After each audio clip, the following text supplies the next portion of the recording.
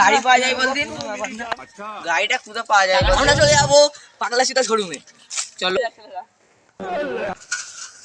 আচ্ছা গাড়িটার নাম কি?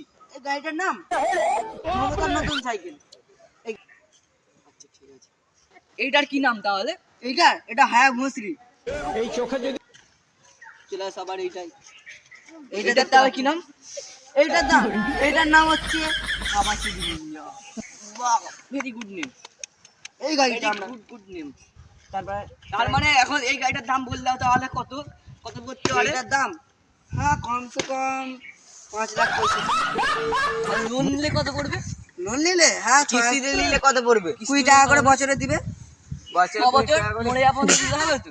মরে আবার একদিন আগে মধ্যে দিয়ে দিতে হবে। মরে গেলে কি কিস্তি ছাড় থাকবে? না না, কিস্তি খুলে নেবো মরে গেলে। তাহলে এই গাড়ি কিনে যাবে না, এই বেকার। এই গাড়িটা তাহলে এইটার দাম বলো। মনে হচ্ছে ভুম ভুম গাড়ি, হেভি গাড়ি। আরে এই গাড়ি বলছি আমাদের হিট গাড়ি। এই গাড়ি এই দেখো ভুম, এই গাড়ি হেভি গাড়ি। এই গাড়িটা আমাদের লাগবে, বলো দাম কত? আর আবার একটা জকশন দেখবে ভুম ভুম। আর দেওয়া যাবে না, আমরা গাড়িটার দাম বলো। 5,06 কোটি টাকা। 5,06 কোটি টাকা ওইটা বেশি বলছে। এটা তো অকাতের বাইরে, ছেড়ে দাও। এটা বাদ দাও, এই ভাগড়ি গাড়ি আমরা নেব না, বিচি দিতে হবে। তাহলে এইটা বলো, এটা কি? এই গাড়িটার দাম কত? এটা তো সরকারের নতুন সাইকেল। হ্যাঁ এটা মোটামুটি 5,000 টাকা করে দিবে। কিস্তিতে নিলে ওই কিস্তির কথাই বলছি, 5,000 টাকা বলছে। তাহলে মরে গেলে কি ছাড় থাকবে? মরে গেলে 20 টাকা করে নেব।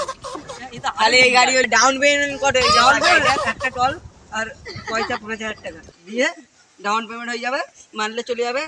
আর তারপরে প্রতি বছরে 5,000 টাকা দিবে, আর মরে গেলে টল খুলে নেবো। আর এইটা দেখো, এই গাড়িটা তো এমন করবো মং।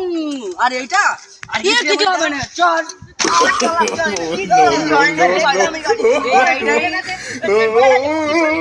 খুব ভালো।